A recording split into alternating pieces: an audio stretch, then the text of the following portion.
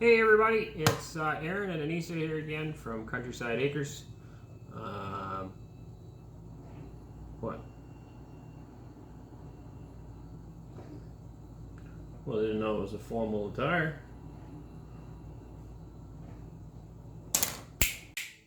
With part 2 of What is Our Story. Last time we talked a bit about what led us to this place, what made us decide to move here, and where we came from. Today we're going to talk a little bit about where we are today and just our life here in general.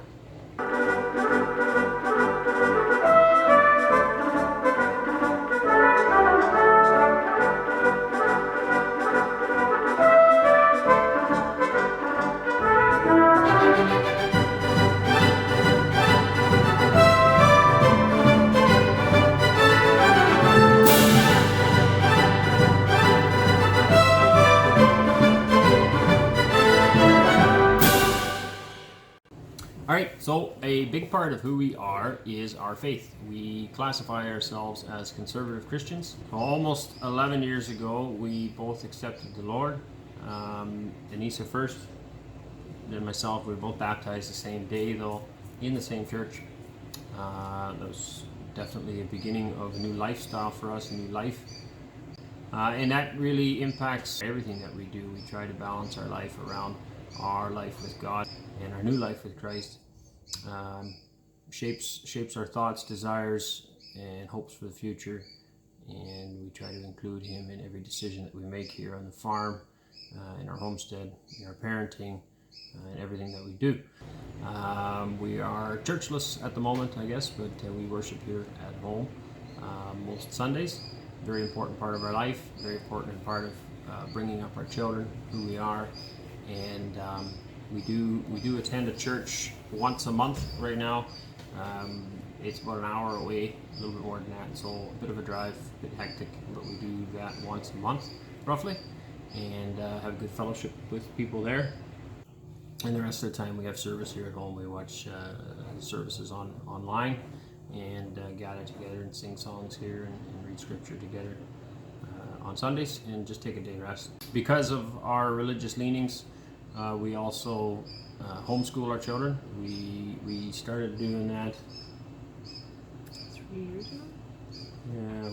3 years ago we started homeschooling, but prior to that we had them in a public school. We were very unhappy with some of the things that they were teaching them there, some very worldly viewpoints that are around nowadays that they were trying to enforce on our children. At that point we weren't conservative Christian, for sure not. We were Christian, finding our way. It's been a long road. 11 years ago, like I said, we were baptized, but it's been We were baptized in a New Age church. Yeah, New Age church. Not a conservative church, for sure. But through the last 11 years, the Lord's been leading us and directing us and helping us to understand new truths when it comes to the Bible, to His Word, to His people and His desires for us. That's definitely shaped and grown. So when our children were going to that school, we were also churchless at that point. Definitely Christian and had a faith, but not a conservative leaning faith and not a more literal interpretation of the Bible. So having no school, then we ran into a group of conservative Mennonites that then accepted our children into their school instead of us homeschooling. And from there we learned a lot of biblical truths. We attended with them for 3 years, and moving out here we don't have that around us. We're not Mennonite. We wouldn't consider ourselves Mennonite, just conservative Christians, but we do agree and align up with a lot of their faiths, a lot of their ideas, a lot of their beliefs, and we see scriptural truth in them. So having left that area, we don't have a church here or a school close by, so we've been homeschooling for about 3 years. We really enjoy that. We can go on holidays and our children can continue to learn while we're gone. We can do things here on the farm. If we have a butchering day, the children are all here and it's still learning. We don't believe education is strictly in a classroom setting, reading a book only. Education is all of life, and life skills. We're preparing our children to take on this world, not just in an academic sense, but in everything that meets them, whether that's work, play, relationships. So we find it very important to take our children along with all that, and we teach them as much as we can. In the shop, we do welding or construction or animal husbandry or those types of things. Here in the home, Anissa teaches, all sorts of. It's gonna blow. All right, no need to panic. We're still here. That was the dishwasher making an awful racket that sounded like a bomb exploding, and then our battery happened to die at the exact same time. So the homeschooling works out really well for us. We teach them everything. So I was talking about the shop. Well, in the shop, they learn construction, welding, animal husbandry, all the things outside. In the gardens, you teach them all sorts of stuff about gardening that they're going to be able to use when they start their own homes. Not even that, but I find the children teach the children. So like we encourage the children. Everything is a teachable moment. So sure. I find a lot of the older children now teach the younger children. So some of the children learn to sound out their letters because the older children are encouraging them. And even in their work, you hear them. They're teaching each other songs or teaching each other to read something on a bag or whatever it is. Yeah. Gardening, teach them a lot of different things there. One thing, like when we got together, canning is something we didn't know anything about. Butchering is something I never knew. I knew a little bit about canning from my parents. Yeah, a little bit, yep. In our family, we froze all the vegetables, and I'm not saying one way is better than the other. It's just if the hydro ever goes out, the cans will still be good. The freezer might not be. So yeah, everything's a learning moment. Sewing too, you pass that on. That's a dying art. Nobody knows. All those things. One day they're hopefully anyway going to spread their wings, start their own households, and we hope that all the little things that we've taught them will help them.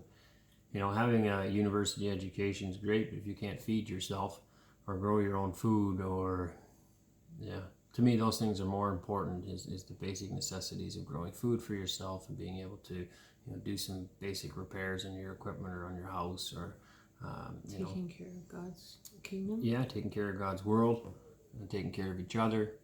Even raising children. It seems like a dying art nowadays too. So many broken homes. We are not experts by any means. No, there's a disclaimer. But it's just all those things. It's good to learning family values, playing time together. So yeah, we like the homeschooling. It really fits well with our system, and allows the children still to learn the curriculum too. Having said that, I didn't think I would like homeschooling. No, I honestly didn't. I was really scared, and I didn't think that. I think you were scared most about failing the kids. Yeah, I didn't think I was educated enough to teach my children, but I find actually I'm becoming educated by teaching the children. We learn together, and through the course, I'm learning, and I've learned things now that I didn't know. Never before, yep. Yeah. So yeah. I think that was my biggest worry. We used rod and staff curriculum. It's the same curriculum that they were learning in the conservative Mennonite church that they were, or school that they were attending.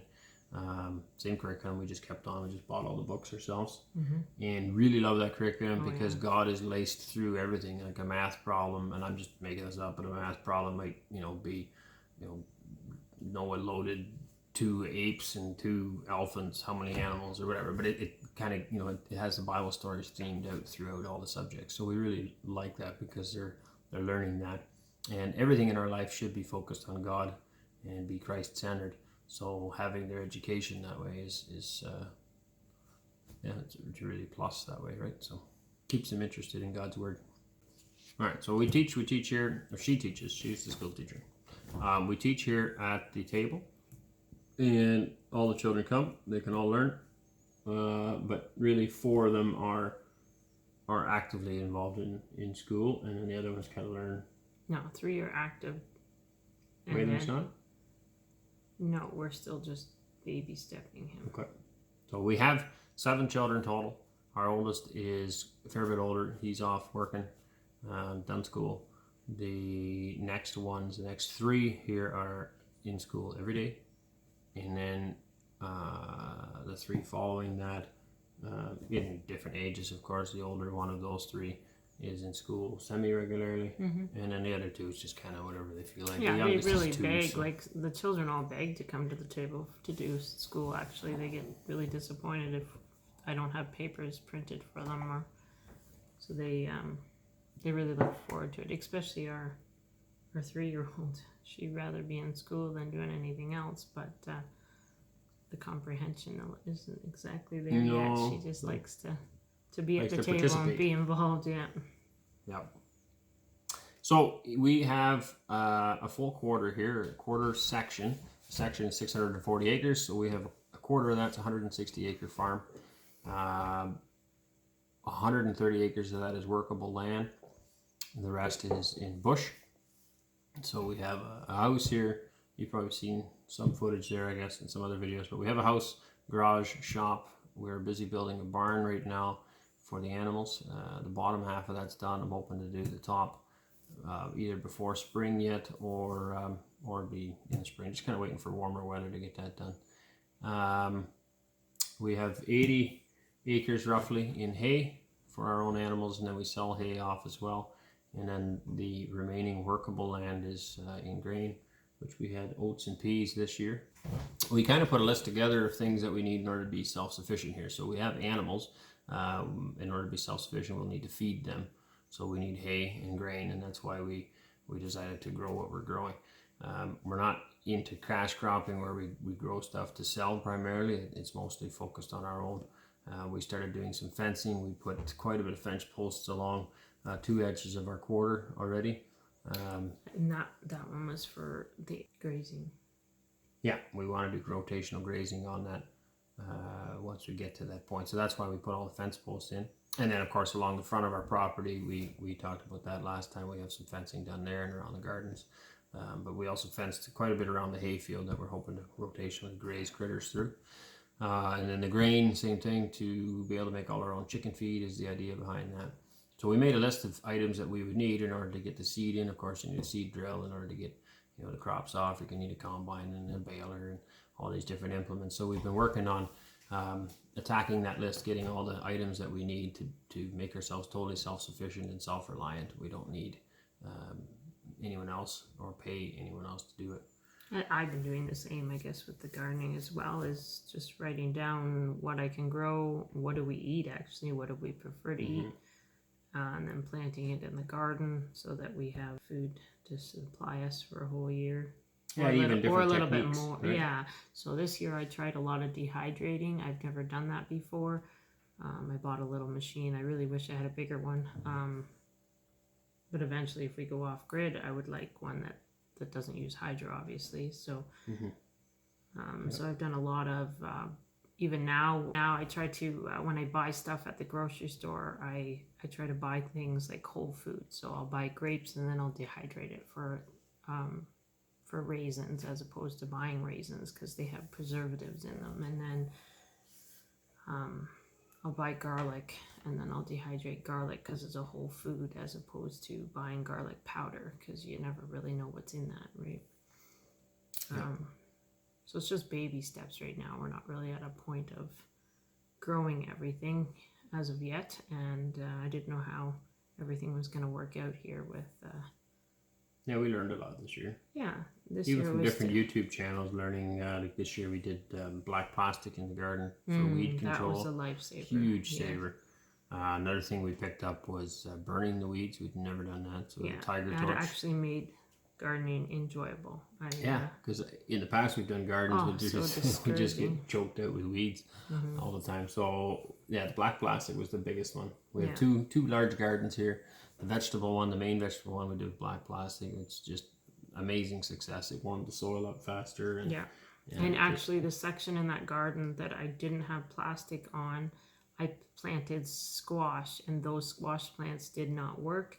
We planted another section where our son just thought he tried some squash seeds from a squash that I bought from the store, and his squash took off, and it was in the black plastic. The soil was warmer, less weed competition. Yeah. Then our potato garden, we didn't. We tried flame control there, but we didn't get at it soon enough because the propane tank quit. And anyway, so that one got out of hand, and there was way more weeds than potatoes. That's for sure. So next year we're going to do more of the black plastic. That was a good one for us. Another thing you bought was that cedar to save yourself a lot of time. We didn't use it yet this year, but that'll be the plan for next year. Yeah. It's got 2 wheels and drops the seeds down in a row. As you don't have to bend over and plop them in a hole. So, yeah, and trying to figure out what a family of our size needs was just, it's a new thing for us too. I didn't know how much it was going to take. I actually had multiple people tell us that the beans, man, that's a lot of bean plants, and there's going to be a lot of beans on those plants where we actually didn't have enough. So yeah, it's amazing how much we eat. Mm-hmm. Actually, you go a little trips to the grocery store, I don't think you really notice it. We start adding it up and weighing each bag of vegetables and then doing the math on how much that would be in an entire year. It's phenomenal. Like, you figure we eat 3,500 pounds of potatoes, wasn't it? Yes. Almost. At least 3,000 pounds of potatoes in a year. And you think of that, that's a staggering pile of potatoes. So now we don't eat wheat. Yeah, brands so we, or nothing anymore, so that of course increases all the other stuff. Well, and we don't really have any other, like if I have more squash, then we'd eat less potatoes and things like that, right? We raise quite an assortment of different animals here. We've got horse, which you've seen already, and the cattle. So the milk cow, we keep her, of course, for butter, cheese, milk, cream, ice cream. And then her calf, of course, every year we get a calf, ideally, and we eat her, or eat the calf. We have calves we bought this year off an uncle of mine that we also raise for meat and to sell. We have goats that we brought along for milk and cheese. We have, that's it for the big animals. Oh, we got pigs. We just picked up another piglet. So we raise all our own meat in that sense. We have thinking here, turkeys, geese, ducks, chickens, quail. It's laying chickens and broiler chickens. I don't know if you can hear in the background, there's we're just hatched out some. There's one quail just popped out of his egg here before we started taping, so he's chirping away in the corner. I think that's it for those birds. Pigeons are just for fun though. Rabbits, Cora's got her rabbits. Yeah, so quite an assortment of different animals, and the idea there too is to be self-sufficient as far as our meat and our eggs is concerned, and then any excess we can sell off and we can trade for something that we don't have. We did try beehives this year too. Well, no. Yes and no. We just set them up. We didn't actually do We picked anything. up empty boxes and then set them up. Yeah. But we didn't actually get any farther than that. Our goal would be to be totally self-sufficient on everything. We already got meat covered. Good chunk of our vegetables. I think another year we would have most of that covered. Fruit is something that we would like to do, so we planted hascap bushes. Yeah, about berries. 12 of them, and then 4 apple trees. 4 apple trees. We have there's 3 cherry trees here. When we moved here, we planted pear trees. 3 of them as well. 4 of them. No, I got 6 of them. 6 of them. 2 or 3. And then hazelnuts he planted. Mm-hmm. So yeah, our long-term goal on a homestead would be to have all that as well. Have whatever fruits we can grow in this part of the country, of course. Whatever fruits and nuts and berries. There is raspberries growing here on the farm wild. There's lots and lots of blueberries here on our farm and in the big bush across the road. Mushrooms, lots of them. Although we don't know one from another. No, something we would like to learn. Friends of ours in this area, they know more about those mushrooms, and they eat more wild edible plants that we know nothing about, but that's something we definitely would like to grow into and learn more about in the future. Wild game, we like to hunt there too, or I do. Goose and duck, deer. I got my first deer this year, which is pretty cool, really exciting. At the moment, I am working in construction, back in carpentry again. We have our own company, Countryside Construction, but at the moment I'm subbing underneath another guy who has lots of work and I don't, so I do that probably 3-4 days a week anyway.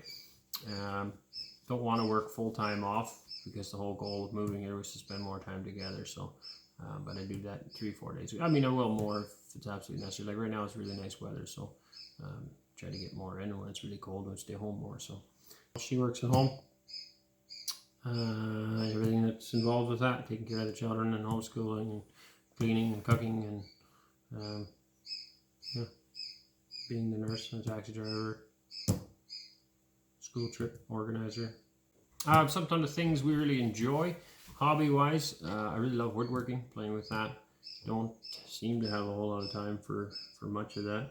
It's weird. You have more time, but then yet don't have any more time. That's something I really enjoy doing. So ideally, I'd like to set that up in the shop and just have more time to play around with that, building cabinet doors and building cupboards and things like that. And then also sell that. That would provide an income stream again. No matter how debt-free you are, how cheap you live or how frugal you live, you always need some income. There's always things that that you still need to purchase and buy, and so have an income stream for that. So we've talked for years about going to markets and things. He needs to be able to support my fabric. There you go. Yes, because she likes to cut perfectly good fabric up into tiny little pieces, and then mixes it all up and sews it back together. And it's called a quilt. It's kind of a strange habit to have. No, she enjoys that, and I enjoy it too. She makes some beautiful quilts. Likes to give them away as baby gifts to people, and then also we have just around here. I guess it's just a hobby she plays with. Mm-hmm.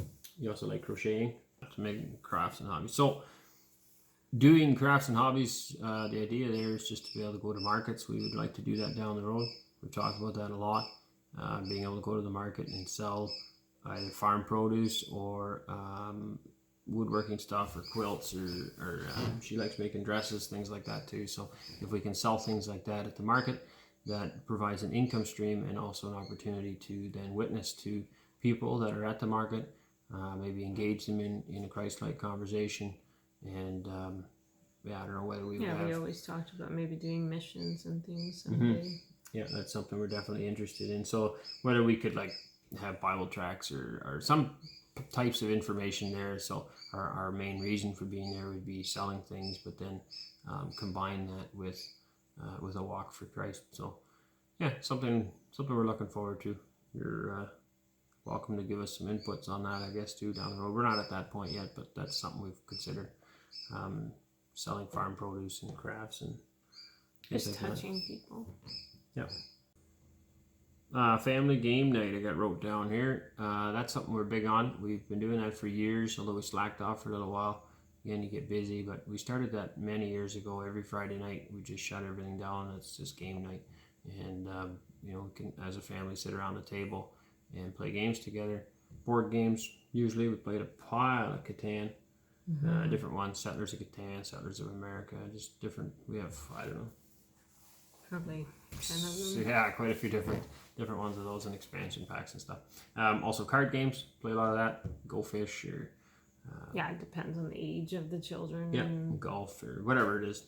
If you want to include the younger children, you need some more basic games, and then when they go to bed, sometimes play something a little bit more complicated as far as board game or whatever we're doing. So that's kind of switched quite a bit to Sundays, just because life happens, I guess. The more children we have, the more time everything takes, the longer meals take and bedtimes take and all that stuff. So Sundays has kind of become our game thing now. We don't have a TV in our home, but we do some YouTubing. So we'll let the children watch some other YouTube families that we figure will be a positive influence on them. Yeah, as long as they're educational. Yeah, and we try to stick to everything educational. And we usually, in everything that we watch. We try to watch things before we show them. Yeah. So nature shows is another thing we do a lot of. Watch we've seen one on some buffalo up in Russia, and they actually brought them from Canada here over to there to reintroduce them to that area. So it's just neat things like that. Get to explore the world a little bit and see different parts and how people do things in different areas is interesting to us. Yeah, we want to shelter the children, but yet still give them education and knowledge that they'll take on. Yeah, well-rounded. Shelter them from the evils of the world, but not shelter them from the whole world. There's lots of good out there too, if you choose to see it and look for it. Yeah, so very important to us. Kitchen table, talked about that a little bit. We believe that is the most important piece of furniture in a home. We spend most of our time around this table, whether it's talking to the children, schooling. We have friends over, we have a meeting of some kind. Everything's around this table. We make business decisions around this table. We read the Bible and have our devotions around this table. In the morning, the children get up and they gather at the table here too, as they get up one by one and grab their Bibles and have their devotions at the table. So definitely a very, very important piece of furniture for us, and we value the time that's spent here. The table keeps getting bigger. It does, yes. We were once told shortly after we got married, I think. That's a big table you have there, yeah. Somebody said to us. Yeah, and they said something on the lines of... You know what they say, a big table means you're going to fill it one day or something like that. Which we filled that table and then some. We had to buy a bigger table. We had to buy a bigger table. This one will fit a lot more than what we have, so I don't know what the future holds. We fit, 14 on here or something? I think so. Maybe not comfortably. When it's all stretched out, but who knows? That's a lot of people. All right, so once again, there's probably lots of things that we missed and didn't talk about. And if anyone likes to hear more on a particular subject or a particular thing that we talked about tonight, just same as last video, I know there was some questions, some comments people posted on the YouTube, also privately, and some on Facebook. Just the same thing, do it again, post them down below, and we will get back to you. We like hearing the feedback, we love hearing from you guys, and love answering your questions. So if there's something else you'd like to see, let us know. We can always include that in the next one as well. We are planning this as a 3-part. This is part 2. If you haven't seen the first part yet, we encourage you to go look at that, and this would be part 2, and we are planning for part 3 in the future here, about where we see ourselves going from here out on the homestead. Maybe 4. Maybe a part 4, who knows where we're going to go with this. So, but where we see ourselves going in the future.